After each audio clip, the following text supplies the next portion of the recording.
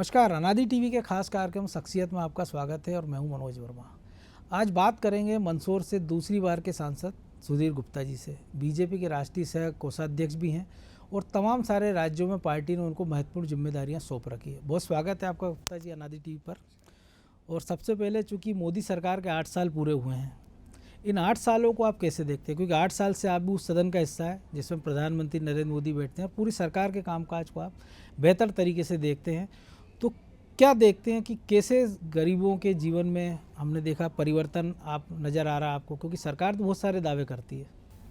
नहीं, देखिए, मैं सामाजिक क्षेत्रों में भी काम करता रहा, राजनीतिक क्षेत्रों में भी मैं छात्र जीवन से ही रुचि रखता रहा। जी। तो निश्चित रूप से जब सामाजिक संदर्भों में काम करते हैं तो गांव, किसान, खेत, मजदूर, व्यापारी, अधिकारी, हर वर्ग से पाला सब पड़ता है। वर्ग से हमारा संपर्क आ जाता है और उनके जीवन की जो कठिनाइयाँ हैं वो ध्यान में आती है और उनको दूर करने के प्रयास भी समाज में परिलक्षित होते हैं। लेकिन जब मैं देखता था कि आज़ादी के बरसों के बाद जो बेसिक समस्याएं हैं वो देश भर में खड़ी की खड़ी ही रहती है। आबादी बढ़ती है, समस्याएं फिर ज्यों की त्यों बनी रहती है। लेकिन 2014 में आने के बाद स्पष्ट रूप से हमने एक बड़ा परिवर्तन देखा, लक्ष्य आधारित परिवर्तन। कोई टारगेट ले लिया है तो उसको पूर्ण करना और पूर्ण करने के लिए पूरी की पूरी सिस्टम उसमें लगी रहती है। अब जैसे उदाहरण के लिए हम कह सकते हैं कि स्वच्छ भारत मिशन एक नाम था, एक आंदोलन था। बिल्कुल। ऐसे आंदोलन तो कई बार आए, मगर स्वच्छ भारत मिशन दे गया। भारत के तमाम गांवों में करोड़ों लोग जो खुले में शौच जाने को मजबूर थे, लगभग समाप्त हो गया विषय। स्वच्छता एक आदत में शुमार होने लगी। हमारे रेलवे स्टेशनों से लेकर संसाधनों तक अच्छे प्रतिशत में हम कह सकते हैं कि ये एक सुधार हुआ और है। इस देश में शायद किसी ने कल्पना भी नहीं की होगी कि लाल किले की प्राचीर से कोई प्रधानमंत्री स्वच्छता या शौचालय की बात शौचालय की करेगा, बात छोटी करेगा। बात है।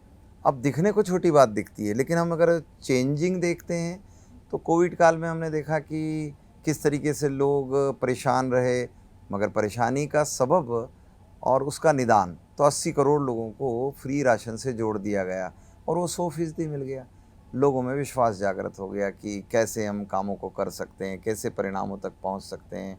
और ये चीज़ें एक विषय में नहीं, ये हेल्थ में भी आई, ये हाउसिंग में भी आई, ये उज्ज्वला गैस कनेक्शन में भी आई है, इंफ्रास्ट्रक्चर्स में भी आई है। और इसीलिए जब हम चीज़ों को उठाकर जब गांव की तरफ वापस लौट कर जाते हैं तो देखते हैं कि गांव के एक व्यक्ति के पास शहर में आने के लिए सड़क नहीं होता था, तो सड़कों का जाल लगा पड़ा है। या हम भारतीय जनता पार्टी की सरकारों की रचना में देखें तो अंतिम व्यक्ति के कल्याण के हर टारगेट को पूरा करने के लिए काम किया।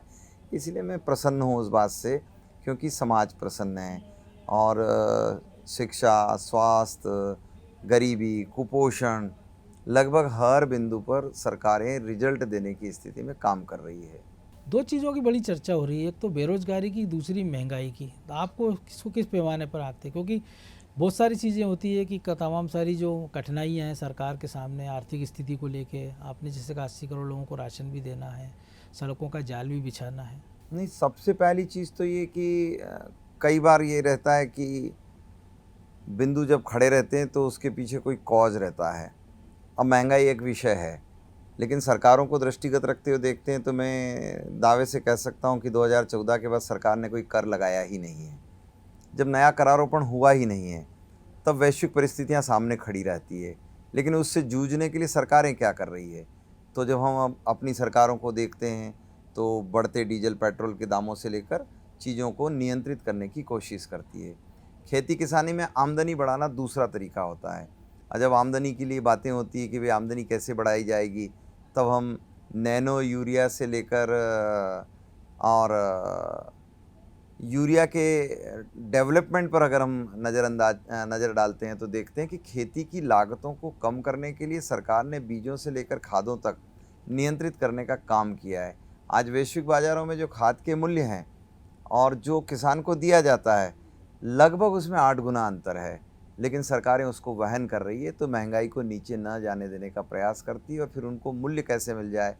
एमएसपी पर बात करें तो गेहूं में जहां 1300-1400 रुपया मिला करता था 2014 में, आज 2000 से ऊपर का रेट दिया जाता है। और वैश्विक प्रतिस्पर्धी बाज़ारों में भी दुनिया के बाज़ारों पर नियंत्रण करने की प्रक्रियाएं तेज़ी से बढ़ी है। और इसलिए बजटीय संरचनाओं में हम देखें कि कैसे विकास लोगों तक पहुंचा है, महंगाई को नियंत्रित करने के लिए लोगों को सब्सिडाइज करने के कौन कौन से प्रोग्राम लिए हैं, तो उसमें घर घर में गैस के चूल्हे से लेकर वो सारी चीज़ें नज़र आती है। 2014 में भारत का बजट कुल 13,90,000 करोड़ की रेवेन्यू कलेक्शन पर था और हमारा बजटीय ढांचा लगभग 18 लाख करोड़ पे था। कंट्री डेफिसिट में थी, डेफिसिट में तो आज भी होगी, निश्चित तौर मगर पर। हमारा बजटीय स्ट्रक्चर ये कहता है कि हम 39,50,000 करोड़ के विशाल बजट पर खड़े हैं। दुनिया के बाज़ारों में इतनी तेज़ी से परिवर्तन अगर कहीं हुआ है तो भारत में हुआ है, और उसका हर सेक्टर में, किसानों को हम जाकर देखेंगे, महिलाओं के क्षेत्र में देखेंगे, एजुकेशन में देखेंगे, हेल्थ में देखेंगे। आज लोगों के पास 5 लाख रुपए के कार्ड अमूमन हर गरीब व्यक्ति के जेब में है।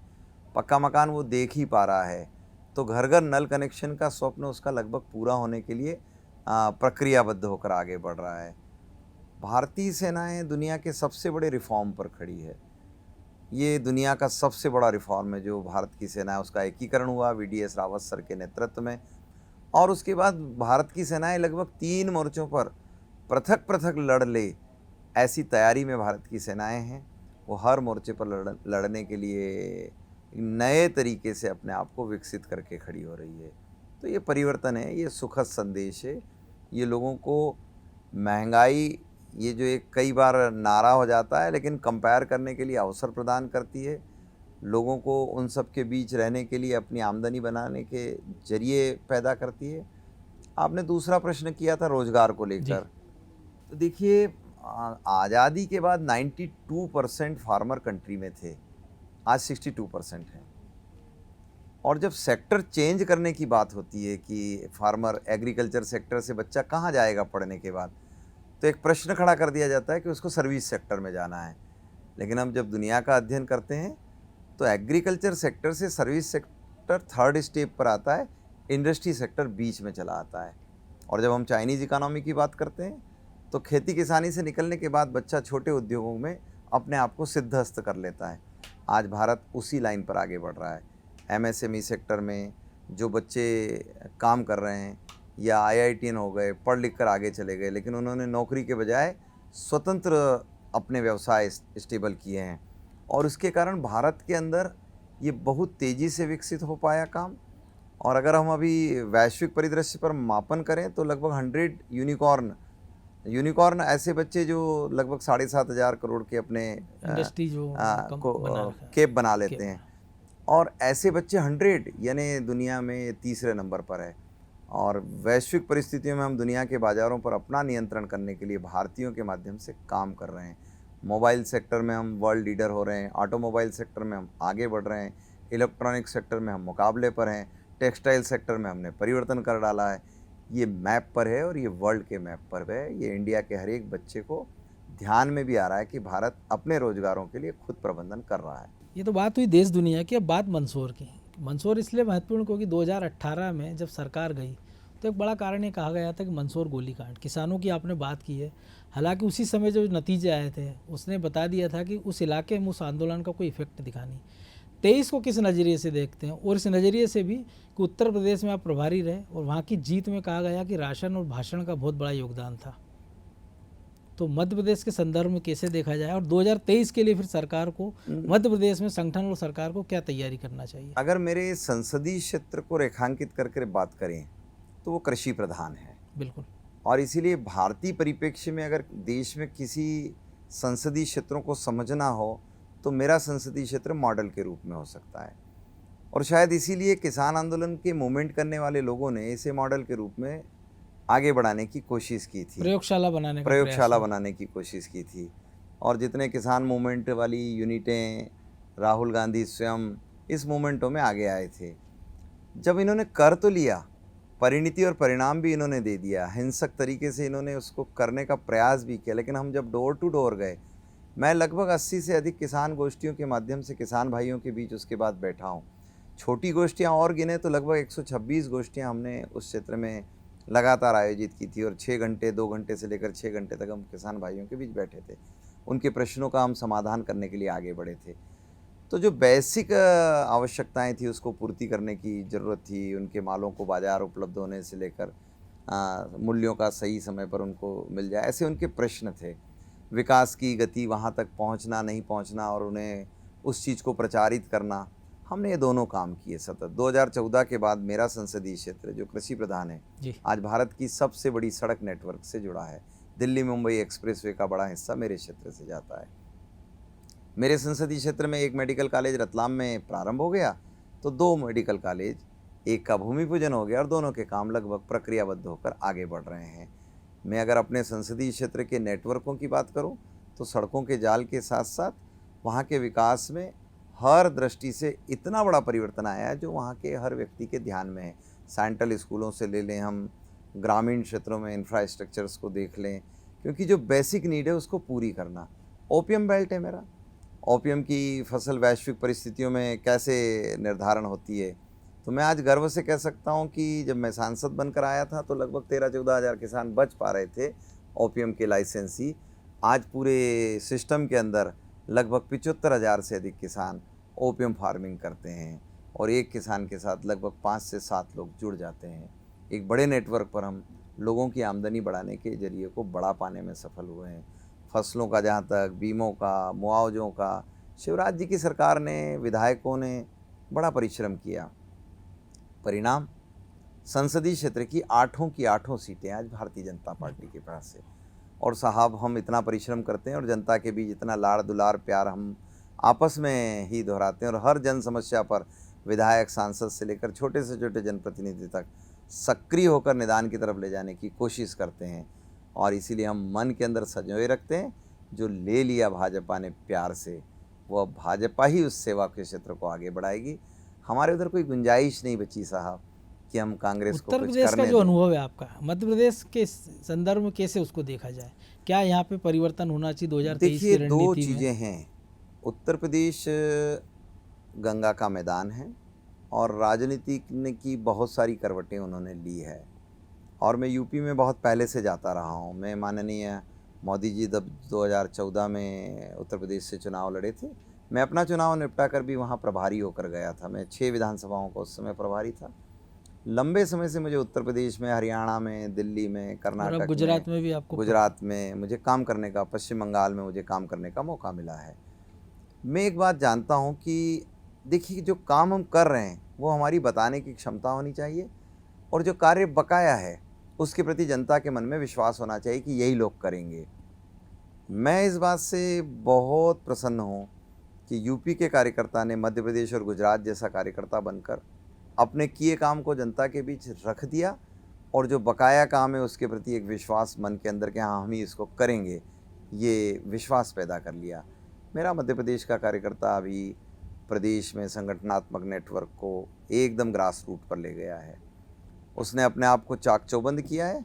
वो एक एक बूथ पर, एक एक गली तक, एक एक पेज तक उसने अपने आप को अलर्ट किया है और जनता के बीच की सामान्य से सामान्य कमी को दूर करने का वो प्रयास कर रहा है। इसलिए मैं मानकर चलता हूँ कि ये विश्वास है ऐसा, जैसा नरसिंह मेहता जिन्होंने बड़ा प्यारा गीत गाया था, वैष्णव जन तो तैने कहिए पीर पर आई जानी रे, उन पर जो भरोसा था कि तीर्थ यात्रा करते वक्त भक्त ने जो पेमेंट उनको किया था कि साहब ये हमें द्वारिका में पेमेंट करवा दीजिएगा, उस समय ना डीडी था, ना फ़ोन था, ना कोई हवाला सिस्टम था, मगर नरसिंह मेहता ने उस पैसे को जनता के बीच में और भंडारा कर दिया।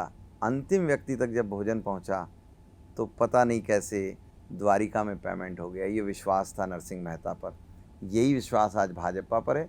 हम कार्यकर्ता अंतिम व्यक्ति तक उस लड़ी को टूटे बिना, सेवा का वह सेतु ब्रेक हुए बिना अंतिम व्यक्ति के घर तक पहुंच जाए, ये संकल्पित है और इसीलिए विश्वास हम पर ही है। मध्य प्रदेश में ओबीसी आरक्षण को लेकर बड़ी राजनीति मची हुई है। पंचायत चुनाव की घोषणा भी हो गई है, नामांकन शुरू हो गए हैं। तो आपको नहीं लगता है कि जिस पार्टी ने 3 मुख्यमंत्री ओबीसी दिए हों, कि उमा भारती हो, बाबूलाल गौर या शिवराज सिंह चौथी बार, उसके बाद भी वो इतनी पेट नहीं बना पाई कि उसको एक आदमी को समझाना पड़ रहा है कि नहीं, ओबीसी आरक्षण के लिए हमने आपको दिया, हम आपके लिए लड़ रहे हैं। इसके पीछे क्या कारण? और कांग्रेस ने, जबकि जानते हुए कि 50% से ज़्यादा आरक्षण हो नहीं सकता था ओबीसी को, बावजूद उन्होंने 14 से 27% किया। और वही पार्टी अब बीजेपी पर आरोप लगा रही है कि उसके कारण ओबीसी आरक्षण छिन गया, 27% आरक्षण नहीं मिला, 14% से संतोष करना पड़ेगा। नहीं, देखिए, उनको तो जो कहना है वो कहें, कहने से फ़र्क नहीं पड़ता है, पर हम सबका साथ सबका विकास इस संकल्प के साथ साथ राजनीतिक क्षेत्र में सभी का स्थान, इस भाव को लेकर हमेशा चलते रहे हैं। और इसलिए भारतीय जनता पार्टी में हमारा कोशिश तो यही रहेगा कि जो वर्ग पीछे है उसको हम आगे ले जाने का प्रयास करें। नहीं, क्योंकि लगातार हम देख रहे हैं प्रदेश अध्यक्ष, मुख्यमंत्री या जो मंत्री जिस काम में लगाए थे भूपेंद्र सिंह या बाकी लोग की रोज उनको बताना देखिए, पड़ रहा है। रिप्लाई तो करना पड़ेगा। डेमोक्रेटिक सिस्टम में पक्ष और विपक्ष हैं, और विपक्ष अगर अपनी ड्यूटी पर खड़ा है कि वो हर एक चीज़ को डिनाई ही करेगा, हर एक चीज़ का नेगेटिव करेगा, तो हमारी अपनी ड्यूटी है कि हम अपने किए गए हर कार्य के सकारात्मक पक्ष को जन सामान्य के बीच ले जाएं। नहीं तो ये तो संवाद से टूट जाएगा। इसलिए हमें अपनी बात कहने का जो अवसर है, हम उसका पूरा लाभ लेते हैं और जनता के बीच में, हर वर्ग के बीच में हम अपने आप को स्थापित करते हैं, क्योंकि हम उनके बीच में काम कर रहे हैं, हम उनके लिए जो किए हैं वो बताने की कोशिश करते हैं। महादेव क्योंकि चर्चा में अभी हमने देखा काशी विश्वनाथ का कायाकल्प हुआ है, उज्जैन की बात हो रही, महाकाल की, पशुपतिनाथ, ऐसा कोई एक ड्रीम प्रोजेक्ट वहाँ के लिए? नहीं, देखिए, पशुपतिनाथ भगवान की बड़ी कृपा है और बड़ा परिवर्तन है। पर्यटन के मैप पर हम मंदसौर संसदीय क्षेत्र को बड़ी तेज़ी से ले आए हैं। हमने स्वदेश दर्शन सर्किट, बौद्ध सर्किट ये डिक्लेयर्ड किए हैं। और मध्य प्रदेश में खजुराहो एक मार्ग था पर्यटकों के आने का, मगर आज दूसरा मार्ग मंदसौर है। हम उदयपुर से आने वाले, विदेशों से आने वाले पर्यटकों को बुद्धिस्ट सर्किट पर, स्वदेश दर्शन सर्किट पर ला पाने में सफल हुए हैं। और इसीलिए हम हर उस कोने पर विकास करने के लिए संकल्पित हैं।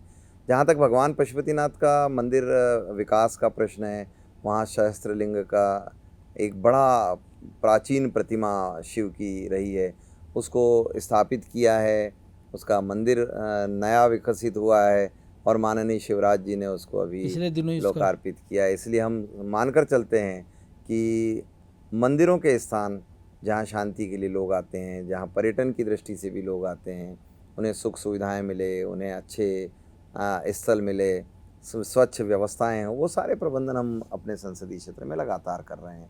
और इसके साथ साथ वहाँ संस्कृत पाठशालाएं, बच्चे संस्कृत पढ़कर देश दुनिया में अपने आप को स्थापित कर लें, ऐसे भी प्रयास हम लगातार कर रहे हैं। बात हो रही है, चूँकि काशी भी बहुत दिनों से चर्चा में था, और अब मथुरा की बात करें हम, या काशी विश्वनाथ की, इसको विपक्ष ये कह रहा है कि आप लोगों का ध्यान भटकाने के लिए ऐसे मुद्दे उठा रहे हैं कि पार्टी ने कोई विकास के काम किए नहीं हैं, और एक वर्ग ये कह रहा है कि अब भारत में सांस्कृतिक पुनरुत्थान का समय आ गया है। दोनों चीज़ों को किस नज़रिए से, आपका नज़रिया क्या है इस पर? देखिए, एक बात बहुत स्पष्ट है, राजनीतिक दृष्टि से देखो, सामाजिक दृष्टि से देखो, सांस्कृतिक दृष्टि से देखो, धार्मिक दृष्टि से देखो, मगर एक बात स्पष्ट है कि जिस कंट्री का जो कैरेक्टर है, जिस कंट्री का जो कल्चर है, उसको कोई भी ब्रेक करने के लिए आएगा तो वो विदेशी ताकतों को आने वाली पीढ़ियां हजारों साल तक स्मरण में रखती है। भारत में कोई भी राजनीतिक दल, भारतीय जनता पार्टी सहित, किसी भी धर्म विशेष का कभी विरोधी नहीं रहा, और भारतीय जनता पार्टी तो है ही नहीं। बहुत स्पष्ट रूप से हम इस बात को जनता के बीच रखते हैं कि चाहे वो इस्लाम हो, मुस्लिम धर्मावलंबी हो या क्रिश्चियन मिशनरीज़ हो, मगर एक बात बहुत स्पष्ट है कि जिन विदेशी आताताइयों ने हमारे प्रतीक चिन्हों को समाप्त करने का कोशिश किया है, अगर जन सामान्य के बीच में ध्यान है, लोगों के पास उसके एविडेंसेस हैं, तो ये न्याय पर चलने वाला देश है, ये लोकतंत्र को एक आदर्श स्थिति में स्टेबल करने वाला देश है। इसलिए डिबेट तो हमेशा चलेगी कि मार्ग कोई सा भी हो, किस मार्ग से हो। हम धर्म को, हम तो सनातन पर विश्वास करते हैं कि अनादिकाल से भारत में मित्र धर्म, राष्ट्र धर्म, राज्य धर्म, पितृ धर्म, भातृ धर्म, हम तो उन धर्मों के विकास की कल्पना लेकर चलते हैं। और इसीलिए हमारी कल्पना तो सबके सुख में है। इसलिए मैं मानकर चलता हूँ कि ये डिबेट तो चलती रहेगी साहब। और इसीलिए कोई अपने से को क्यों जोड़ता है विक्टोरिया से? कोई ईसाई तो नहीं बोलता है अंग्रेज़ों के जाने के बाद तो सारे प्रतीक चिन्ह हटा दिए गए थे उनके द्वारा, जो बर्बर तरीके से मिटाए गए थे। तो आने वाली पीढ़ियों को तो गुंजाइश है साहब कि वो अपने को स्मरण रखें। एक वक्त ऐसा भी आएगा कि भारत की अखंडता की बात कर लिए तो छिड़ गया है, विषय तो सबके ध्यान में है, तो उसे छोड़ा तो नहीं जा सकता। 14 अगस्त भी स्मरण में है, तो ऐसे थोड़ी भूला जा सकता है साहब। अखंड स्वरूप की हम आराधना करते हैं, ले लेंगे एक दिन। तो इसमें धर्म कहाँ से बीच में आ गया साहब? इसमें कोई इबादत के तरीकों पर तो रोक नहीं लगाई जा रही है। तो झगड़ा तो इबादत का ही है ना। नहीं, मैं नहीं मानता हूँ साहब इसको।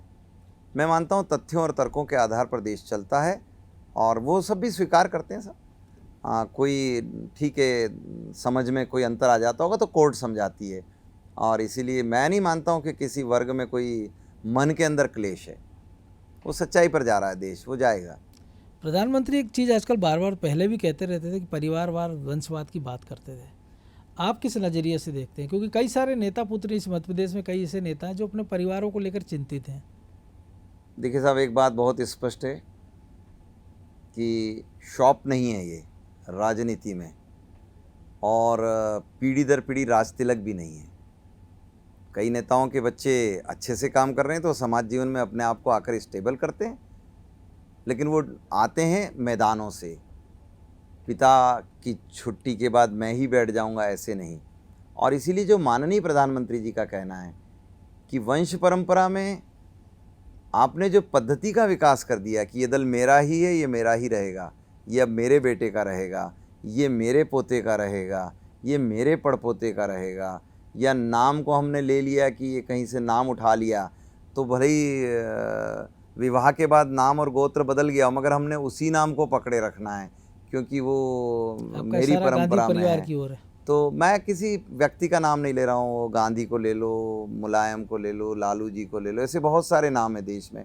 उन नामों पर जाने से क्या होगा, अपने आप में करें। और राजनीति में किसी का बच्चा अगर सेवा करता है और वो मैदानों में खड़ा है तो मैदानों में से वो आता है, लेकिन इसका मतलब ये नहीं कि पिता भी, पुत्र भी, पत्नी भी, बेटा भी, बेटी भी, सबको यही फील्ड में लगना है। तो लगे, पिता की सेवा में लगे, उसमें कोई एतराज़ तो नहीं हो सकता है। और इसलिए मैं नहीं मानता हूँ साहब कि, मैं तो इस बात को मानता हूँ कि ये क्षेत्र ऐसा है, राजनीति में सभी को सेवा करने का अवसर है, पूरा परिवार करे, कोई दिक्कत नहीं है। मगर जो पार्टियों के अंदर वंश परंपराएं हैं कि कैप्चर करके बैठे हैं, ये उस विषय का बात है। और उस विषय पर पूरा समाज एकमत है, दृढ़ है कि ऐसे पीढ़ी दर पीढ़ी एक ही परिवार को देश सौंपने का इरादा नहीं है देश का। तमाम सारे कानून हम देख रहे हैं पिछले 8 साल में, जब से मोदी जी केंद्र में आए हैं, कि बीजेपी शासित राज्यों में वो एक जगह से उनकी शुरुआत होती है, फिर पूरा देशव्यापी वो स्वरूप ले लेते हैं। अब उत्तराखंड से बात हो रही है कॉमन सिविल कोड की, पूरे देश में हम इसको कब लागू होता देख सकते हैं? देखिए साहब, बीजेपी का जो घोषणा पत्र है, इसीलिए मैंने पूछा आपसे, क्योंकि लगातार जो उन्होंने बीजेपी के अंदर के कार्यकर्ताओं की जो इच्छाएं हैं दशकों से, वो सब तो हम करेंगे साहब, उससे तो पीछे हम रहने वाले नहीं हैं। गोवा में हुआ, उत्तराखंड में हुआ, मध्य प्रदेश में होगा, देश भर इसको स्वीकार करेगा। जहाँ रह जाएंगे वहाँ हम जनता के बीच कहेंगे कि ये मुद्दे हैं हमारे। और इसीलिए जब मुद्दों पर आधारित राजनीति, तो जनता ने मैंडेट दिया है, तो हम उस मैंडेट से क्यों पीछे रहने वाले हैं। समय आने पर ये सब तो होना ही है। जनसंख्या नियंत्रण कानून भी समय की मांग है, सुप्रीम कोर्ट भी लगातार इस बात को लेकर रेखांकित कर चुका, कई बार कह भी चुका है। तो क्या अगला कदम फिर उसी ओर? नहीं, इसमें अभी डिबेट बाकी है। देश कैसे चाहता है, किस तरीके से चाहता है, इसमें अभी डिबेट है।